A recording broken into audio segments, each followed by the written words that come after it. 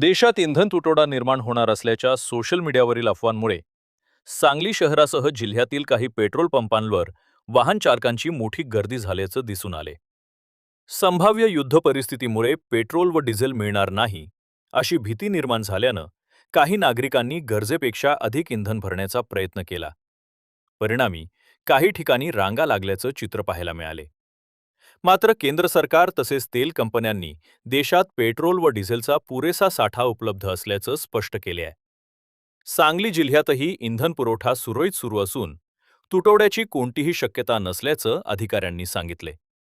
नागरिकांनी अफवांवर विश्वास ठेवू नये व गरजेपुरतेच इंधन भरावे असे आवाहन प्रशासन व पेट्रोल पंप चालकांनी केले आहे।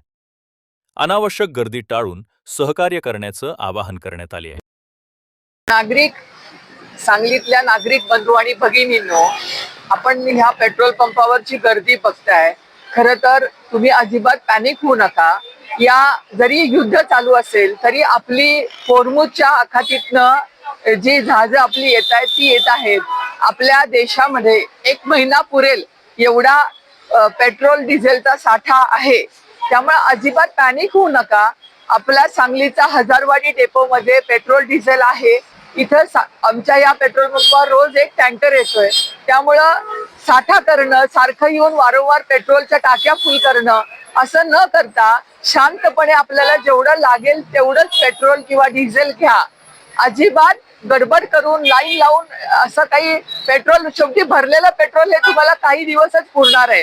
त्यामुळे पुन्हा कधीतरी यावंच लागणार आहे। त्यामुळे नियमितप्रमाणे जेवढं लागतं तेवढंच पेट्रोल आणि डिझेल घ्यावं अशी तुम्हाला माझी नम्र विनंती आहे।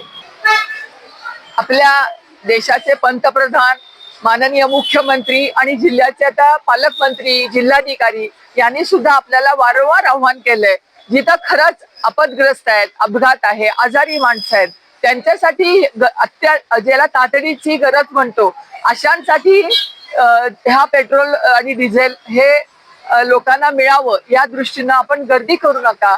आणि कुठल्याही परिस्थितीमध्ये इथं जे कोणी असे अत्यावश्यक सेवेतले लोक आहेत त्यांना आम्ही देण्याची व्यवस्था करत आहोतच, पण मुद्दाम गर्दी टाळा आणि संयम बाळगा एवढंच माझं आपल्याला नम्र आव्हान आहे।